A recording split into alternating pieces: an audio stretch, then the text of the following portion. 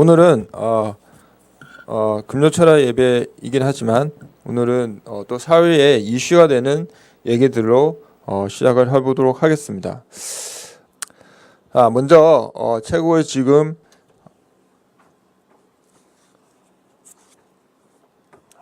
사회에서 가장 이슈가 되고 있는 부분 중에 하나가 또 이 탄저균에 대해서 많은 이슈들이 되고 있습니다. 그래서 과연 탄저균이 뭔가, 그 부분들이 어떤 병이고 어떻게 진행이 되며 또 이것이 어떻게 사용되고 있고 또 그것을 어떻게 우리가 대처해야 되고 또 우리나라는 어떻게 대처하고 있는지를 한번 짚어보도록 하는 시간 되도록 하겠습니다.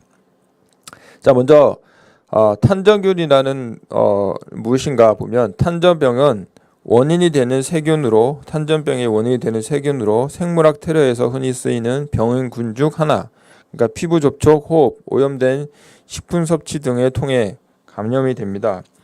그래서 바실루스 탄저 박테리아의 포자에 의해서 전염되는 치명적 전염병 중에 하나가 이제 탄저균인데, 탄저균이라는 부분들은 또 19세기 중반에 처음 발견됐는데, 그 탄저균은 땅속에 주로 존재하는 박테리아로 아포로라는 껍질에서 둘러싸여 있기 때문에 자연 환경이나 소독제 등에 대해 강력한 저항성이 가지고 있습니다.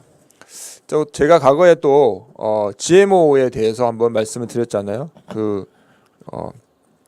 농약에 대해서 강력하게 저항할 수 있는 그 부분인데, 이 탄저균 또한도 마찬가지로 자연 환경이나 소독제 등에서 강력한 저항성을 가지고 있는 중에 하나입니다. 그리고 오염된 토양에서도 수년간 생명력을 유지하며 감염 동물의 털 가죽이나 건조된 가죽에서도 수년간 생명력을 유지할 수 있다는 거죠.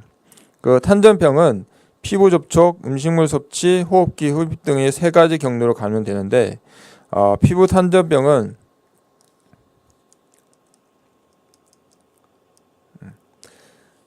먼저 탄저병의 감염 요령을 보면, 폐 탄저병을 해서 공중 떠다니는 탄저균의 흡입 시 모방으로 들어가는 폐에 도달하고 전체 확산 시 초기 감기와 비슷한 증상을 발생합니다. 그리고 며칠 후 심각한 호흡 곤란 및 쇼크나 혼수 상태로 익히게 되는 게 이제 폐 탄저병의 감염이고요. 그다음에 피부 탄저병은 탄저균에 감염된 가축으로 만들어진 울, 가죽, 털 제품 등에서 사람 피부로 가려움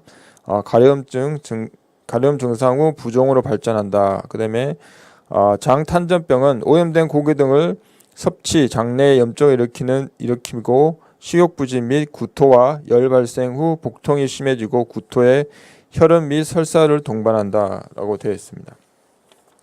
그래서 이 탄저병 같은 경우에는 그런 형태가 있고, 94년에 우리나라 경주에서도 탄저균 감염소를 태우거나 땅에 묻지 않고 밀도살해서 먹은 23명 가운데 3명이 사망한 것 같이 이 같은 사례들이 또 발생하고 있습니다.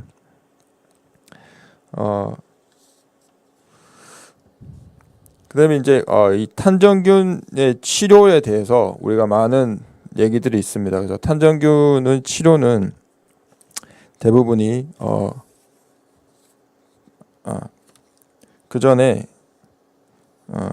잠복기를 통하면 통상 1에서 한 6일 정도의 사람에서 사람으로 전파하는 피부 감염이 되고, 가장 흔하며 호흡기나 장관계 감염은 비교적 드물게 나타나는데 피부 감염이 좀 많이 발생하고요. 그다음에 피부 탄저 같은 경우에는 잠복기는 1에서 7일 정도, 발병 초기에는 감염 피부에 구진이 발생하고 여러 가지 이런 생기게 되고, 그다음에 호흡기 탄저 같은 경우에는 감염된 동물의 털이나 뼈 이런 부분들이 작업장에서 탄저 포자에 오염된 공기를 사람이 흡입함으로 발생되는 형태이며 코를 통해 폐에 이르게 된다. 그래서 잠복기도 마찬가지 1에서 6일 정도 되어 있는 거죠.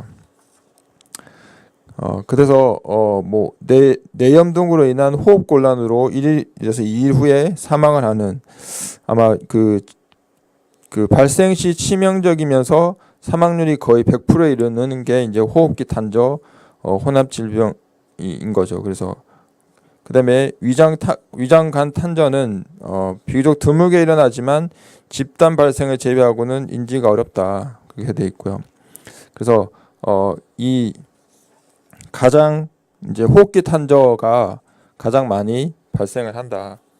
그래서 아마 이 치사율도 호흡기 탄저가 가장 높게 발생하는 그런 부분입니다. 그래서 국내에서는 1952년에서 68년 사이에 4번의 집단 발생에서 85명의 환자가 발생한 후 보고가 없었으며 92년 이후 산발적 발생이 지속되고 있고 92년에 13명의 인후탄저 환자가 발생하였으며 94년에는 28명의 장탄저 환자가 발생하였습니다. 그래서 3명이 사망하는 사건이 있었고 그래서 2000년에는 5명의 피부 탄저 환자가 발생하여 2명이 사망하고 현재까지는 발생된 탄저 환자는 모두 소의 부산물을 생식하거나 피부 접촉에 의한 위장간 탄저와 피부 탄저의 임상 소견을 보였다라고 되어 있습니다. 그래서 2002년에 그 10월 미국 플로리다주에서 시작된 우편물로 인한 탄저 테러로 폐탄저 11명, 피부 탄저 11명, 22명의 환자가 발생하여 5명이 사망하는 그런 사건이 발생했죠. 또 최근에는 우리나라에서 그 오산 미국 기지에서 그 탄저균이 또 발생해서 많은 이슈가 되었던 부분들이 있죠.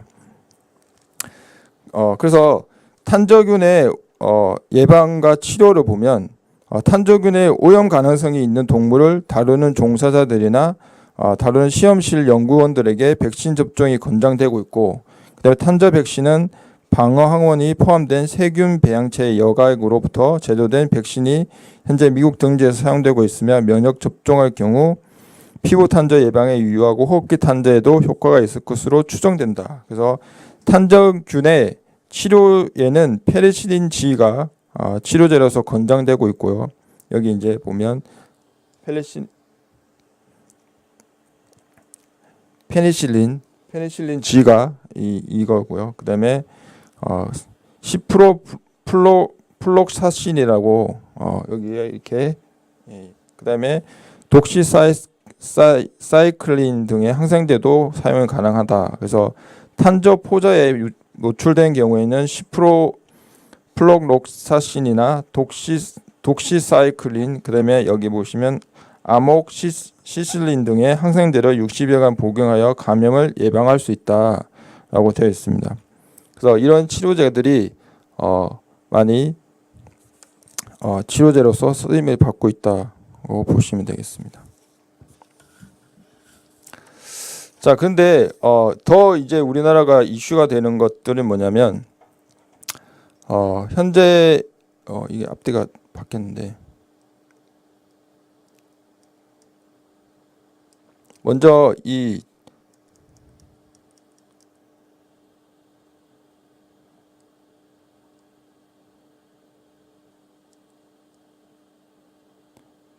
동영상을 한번 먼저 보고 시작하도록 하겠습니다.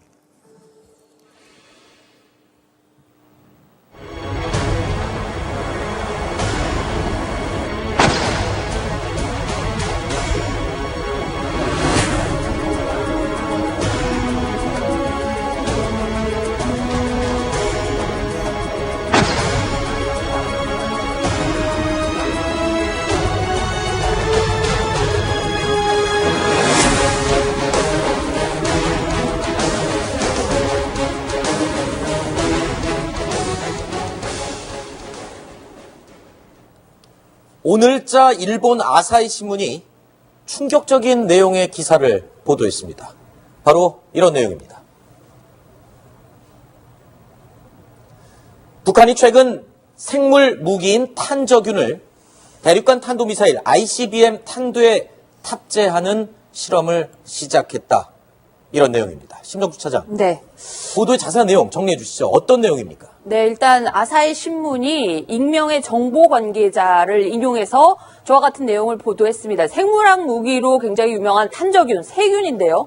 아주 독성이 강하기 때문에 하루 안에 항생제를 아주 다량 먹지 않으면 거의 사망하는 그런 무서운 생물학 무기인데요. 네. 저것을 북한이 요즘 성공했다고 하는 ICBM에 실어서 미국 본토로 날려보내는 그런 실험을 시작했다는 겁니다. 그런데 이 탄저균이 어쨌든 세균이기 때문에 강한 7,000도 이상의 그 대기업 재진입 시에 고온에 이겨내야 돼서 네. 내열, 내압 시험 이런 것들에 견딜 수 있는지 이런 것들을 실험을 시작했다는 거고요. 아직 성공 여부에 대해서는 확인되지 않았다 이렇게 밝혔습니다. 지금 말씀하신 부분 가운데 북한이 지금 ICBM의 기술 가운데 마지막 단계, 즉 대기권 재진입 기술을 완성하지 못했다라고 알려져 있기도 합니다만 또 다른 정보 라인에서는 이미 완성을 했다 이런 소식도 들리고 있죠. 그런데 중요한 것, 자 생화학 무기는 고온에 견뎌야 하는데 대기권을 재진입할 때 섭씨 7,000도에 이르는 온도를 견딜 수 있는 그런 장치를 지금 실험을 하고 있다는 건가요?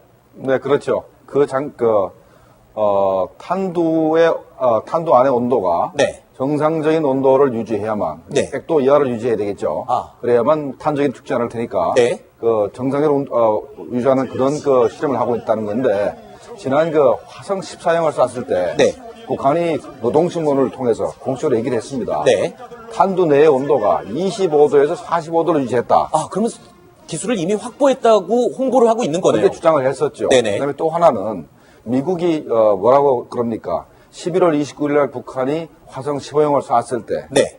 CIA가 그 트럼프 대통령한테 3개월 후면은 완성이 북한의 된다고 ICBM이 완성된다 얘기했다는 것은 네. 그거는 새로운 미사일을 발사의 문제가 아니고 네. 시간적으로 3개월만 있으면 완성된다는 의미이기 때문에 네. 3개월 후에는 그 내열 장치가 뭐고 간에 모든 게 완성된다는 의미로 봐서는 3개월 내에 탄저균도 실을 수 있다고 봐야 되겠습니다. 알겠습니다. 심 차장. 그런데 이 아사히 신문이라고 한다면 북한과 관련된 소식을 아주 자주 보도하는 매체예요. 네. 신뢰할 만한 매체입니까? 어떻습니까? 어떤 아까 언론입니까? 제가 말씀드렸지만은 그 서울발 기사였습니다. 서울에 있는 아사히 특파원이 쓴 기사인데 아사히가 말씀하신 것처럼 그냥 뭐 찌라시 언론 이런 작은 데가 아니고 일본의 3대 언론, 아하. 유력한 언론 중에 하나입니다. 어쨌든 그런 데서 저런 보도가 나왔다는 거는 그냥 우습게 볼 일은 아닌 것 같고요. 네. 어쨌든 저게 또 다시 미국 본토를 공격하는 목적이다 그러면 미국에서 또 굉장히 그 격앙된 반응이 나올 수도 있을 것 같습니다. 안 소장님, 지금 얘기를 할 때 심 차장이 이 얘기를 했습니다. 그러니까 서울발 기사에서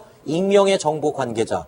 아무래도 안 박사님이 좀 잘 아실 것 같은데 김종국 실장님도 잘 아시겠고요. 서울발 익명의 정보 관계자 그러면 도대체 어떤 사람들입니까? 믿을 만한 정보를 주는 그런 소스인가요? 네, 보도 주체는 이제 서울지국이죠. 네. 서울지국인데 정보 관계자의 말을 인용했다. 이렇게 이제 소스를 밝혔습니다. 이것은 이제 우리 정보기관은 뭐 아시다시피 새로 오는 속속 탈북자들을 통해서 많은 정보를 입수하고 그걸 분석하고 네. 또 현재도 휴멘트를 통해서 북한이나 중국이나 이런 지역과 수시로 이제 정보를 주고받기 때문에 네. 뭐 이 정도는 상당히 그 정보는 신뢰할 만하다. 네. 그리고 이제 그 재진입 기술도 살짝 언급하셨지만 네. 이 원자폭탄과 달리 이 생화학 무기는 마침 냉동 상태에서 집어넣어서 그것이 해동되면서 이제 그 말하자면 재진입 기술을 발휘할 수 있기 때문에 어떻게 보면 좀 원자폭탄보다 더 쉽게 재진입 기술을 발휘할 수 있다. 이런 면에서도 북한이 이런 기술을 가지는 건 그렇게 어렵지 않다고 저는 생각합니다. 네. 그래서 그 소스 관계자는 누구로 추측이 되십니까? 글쎄, 뭐 탈북민 정보 네트워크를 이용하지 않았는가. 물론 국정원에서 준 정보일 가능성도 있겠죠, 김종국 시장님. 뭐 익명의 정보 관계자를 인용했다고 하니까 우리나라의 그 국정원 말고도 네. 여러 정보기관이 있습니다. 네. 정보사령부도 있고 그다음에 합참의 정보본부도 있을 수가 있습니다. 네. 그러니까 분명한 것은 정보 관계자를 인용했다니까 국가 차원에서 네. 정보를 이렇게 일부러 의도적으로 유출한 거 아닌가 해서 들려줬을 가능성이 있다. 그럴 가능성이 알겠습니다. 있다고 생각합니다. 자, 자꾸 왜 정보의 출처를 제가 여쭤봤냐면요. 그 신뢰도 때문에 그렇습니다. 지금 위험성이 굉장히 높은 무기에 대한 이야기가 나왔고 이게 과연 현실성이 있는 부분인지 그 부분을 좀 체크해보고 싶은 건데 사실 북한이 비대칭 전략의 대표 무기로 준비를 해왔던 게 바로 이 생화학 무기 아닙니까? 어느 정도 보유하고 있습니까? 규모가. 사실은 이제 그 빈자의 핵무기다. 네. 뭐 그렇게 그동안 이야기를 해왔었죠. 가난한 나라의 핵무기, 이런 대량 살상 무기 중에 하나인데 1987년도에 생화학 무기 금지 협약이 출범했습니다. 그래서 과거에는 우리 대한민국도 생화학 무기를 굉장히 많이 가지고 있었는데 네. 당시 87년대 우리는 가입을 하면서 다 폐기를 했어요. 네. 그런데 북한은 폐기를 하지 않았고 지금 현재 국방백서나 여러 가지 어떤 그 정보에 의하면 한 4,500톤 전후로 가지고 있을 것이다. 4,500톤이요. 4,500톤. 그 중에는 뭐 좀 그 치사율이나 이런 것이 낮은 네. 그런 것도 있지만 탄저균이나 네. 화학무기 중에서는 살인가스나 이런 굉장히 강력한 그런 물질들도 다량 보유하고 있다. 특히 배양 능력을 네. 스스로 가지고 있기 때문에 점점 늘어날 가능성도 있다는 겁니다. 저희 뉴스탑10 팀에서 이 생화학 무기를 한번 다룬 적이 있습니다. 이때 탄저균이 우리 서울 그 상공에서 뿌려진다면 어느 정도의 피해가 될지 예측한 시나리오, 시뮬레이션이 있습니다. 그때 양이 100kg이었거든요. 어떻습니까, 심정숙 차장? 저 정도면 어느 정도의 피해가? 100kg이 그 살포가 되면 한 300만 명이 사망을 하거든요. 아하. 그렇기 때문에 이게 우리가 지난번에 핵무기 다룰 때 이야기했습니다. 네. 핵무기 1톤짜리 해가지고 예를 들어서 한 20kg짜리 또는 50kg짜리가 서울 상공에 터지면 네. 한 100만 명 정도 사망을 한다. 그렇죠. 그런데 이건 100kg에 지금 300만 명이거든요. 그렇죠. 어떻게 보면 살상률은 핵무기보다 더 크다. 아하. 다만 핵무기는 파괴력이 있기 때문에 네. 어떤 그 건물이나 완전히 시설들까지. 초토화를 시켜버리지만 이 생화학 무기는 사람만 생명체만 골라서 죽일 네. 수 있는 그런 능력이 있으니까 어쩌면 더 사용할 수 있는 가능성이 있고 또 그동안 핵무기를 쓴 나라는 미국밖에 없지 않습니까? 네. 그러나 이 생화학 무기를 쓴 나라는 시리아, 이라크 여러 나라가 있어요. 네. 그런데 그동안 사실 이 생화학 무기 금지 계획 발동을 할 때 핵무기와 똑같이 응징보복을 한다고 했는데 네. 시리아가 썼을 때 미국이 응징보복 안 했습니다. 따라서 북한도 그러한 전례를 따를 가능성도 없지 않아 있다는 겁니다. 네. 네, 평소에는 북한이 탄저균, 종균, 패스트균, 종균, 천연두균, 종균을 가지고 있다가 네.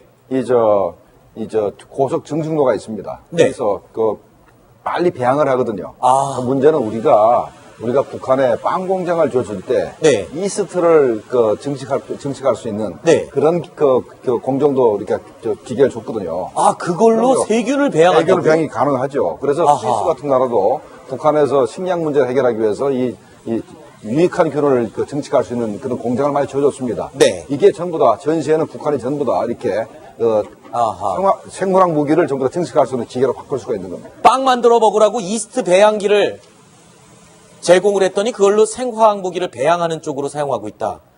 글쎄요. 자, 그리고 또 일부 언론에서 나왔던 이야기지만 안 박사님, 북한에서는 민간인을 대상으로 특히 정상적이지 못한 그런 사람들을 상대로 생화학 무기 실험까지 하고 있다고 알려져 있죠. 그렇죠. 이 생화학 무기는 우리가 일본의 그 731 부대에서 알 수 있듯이 쥐나 뭐 토끼나 이게 동물 실험해 가지고는 그 성능이 잘 나오지 않기 때문에 반드시 사람을 통해서 실험을 해야만 됩니다. 그래서 북한인 경우는 이제 장애인 같은 경우도 이제 다른 지역으로 집단 격리한다든지 이동하는 게 있고 또 이제 특히는 제가 많이 들은 바는 이제 정치범 수용소에서 네. 그러니까 북한은 정치범 수용소에 딱 들어갈 때부터 그 사람은 주민등록이 말소가 됩니다.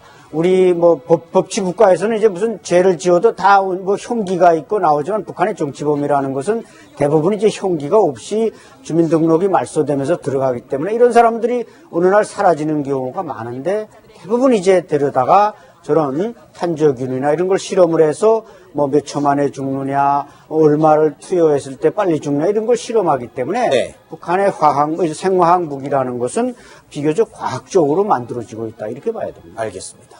굉장히 역설적인 표현이네요. 사람을 상대로 실험을 해서 과학적인 생화학 무기를 만들고 있다. 북한은 지금 ICBM 핵탄두에 이어서 이제 생화학 무기까지 장착하는 실험을 하고 있는 것으로 보입니다.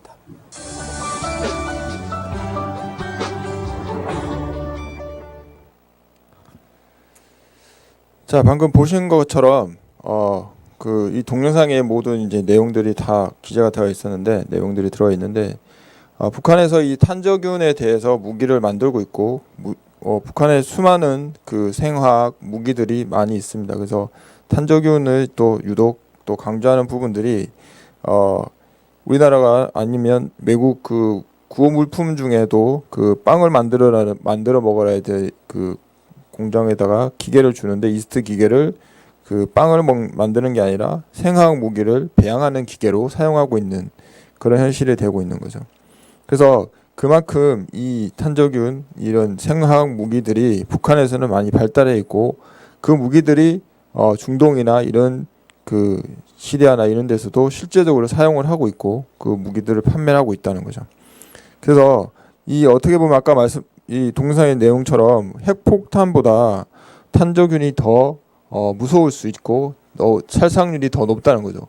또 하나는 사람만 그 생명체만 이 손실을 하고 건물이나 이런 부분들은 나머지 것들은 다 한다는 거죠. 핵폭탄은 모든 걸 다 파괴하지만 그 이 생화학 무기 같은 경우에는 생명체만 뺐기 때문에 어떻게 보면 적군의 입장에서는 모든 것을 다 취할 수 있는 그런 무기가 되지 않을까 생각이 돼서 말씀을 드리고, 또 하나는 이게 탄저균 뭐 이런 게 이제 우리나라 지금 최근에 이슈의 그 내용이긴 하지만 뭐 이게 그 국민들에게 뭐 위압감을 조성하거나 이런 부분들도 뭐 없지 않아 있겠지만 그런 것보다는 이런 부분들을 우리가 어떻게 대처를 할 건지에 대해서 잘 강구를 하고 또 시민들이 국민들이 이거에 대해서 또 잘 대처할 수 있는 방법들을 정부가 알려주고 해야 되는데 그런 부분들이 지금 현재 우리나라 정부에서 그게 이루어지지 않고 있다는 거죠.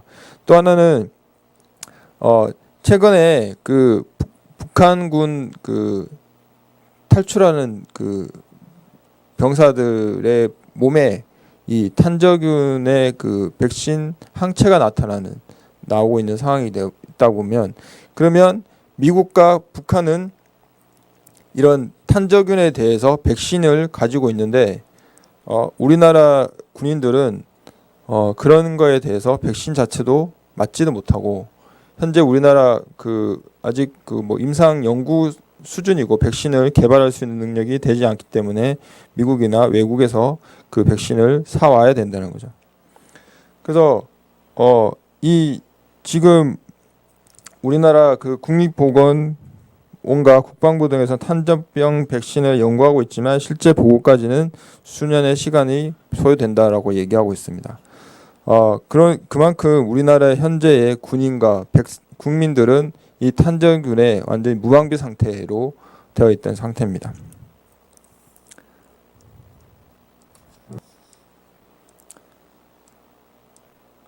자, 여기 보시면 아까 말씀드렸지만 뭐 그 서울신문에 나와 있던 12월 25일자에 나와 있는 그 기사 내용입니다. 삐라 봉지 하나 서울 상공에 터지면 서울 인구 절반 사망한다. 그러니까 최근에 우리나라의 그 북한에서 무인기 정찰기를 우리나라 보냈다가 고장나서 뭐 추락해서 했던 몇 기의 무인기들 있죠. 그 무인기에 장착할 수 있는 무게가 뭐 한 5kg 정도 된다고 하죠. 그런데 북한이 보유하고 있는 무인기가 예상이 한 300대에서 400대 정도 된다면 그 모든 것들을 실어서 이 생화학 무기를 거기다 실어서 터뜨린다면 아마 그 엄청난 피해가 발생하고 그거에 대해서 우리가 대처할 수 있는 방법이 없다는 거죠. 무인기는 뭐 레이저 탐사에도 레이저 걸리지도 않기 때문에 그런 것들이 이 지금 우리나라 대한민국은 이런 그 생화학 무기에 완전히 무방비 상태였다는 거죠. 그래서 최근에 뭐 구글이나 이 검색에서 매일 기하급수적으로 올라가고 있는 그런 상황인 거죠.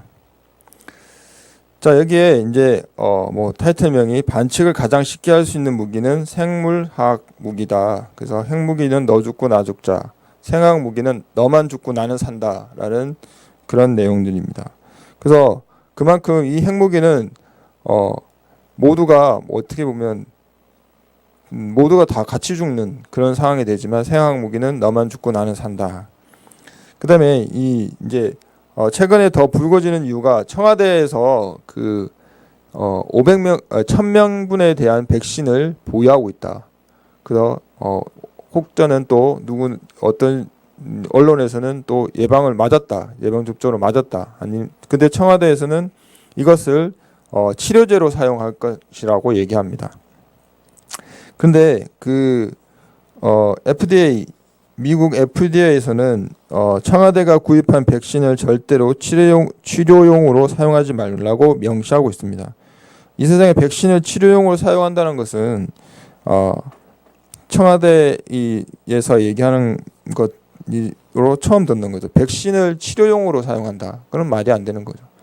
그러니까 그런 것들을 이 청와대가 지금 많이 나와 있고, 그리고 최근에 그 보니까 민간인 1,000명분을 가지고 있다고 했는데, 그 청와대 인원이 뭐 비서실 또 그다음에 경호실 나눠서 보니까 500명 해서 1,000명. 그러니까 청와대 내에 있는 관저에 있는 그 인원들이 한 1,000명 정도 된다고 하네요. 그 1,000명이 그런 청와대에 있는 인원들만 탄저균에서 자유로울 수 있지 않을까 생각이 들기도 하고요. 그래서 이 청와대에서 또 뭐 이제 그 게시판에 청와대 게시판에 사람들이 많이 올렸죠. 국민들도 백신을 살 수 있게끔 해달라. 여러 가지 그런 내용들이고, 그 내용들이 이제 많이 발생을 하는 거죠. 그래서 이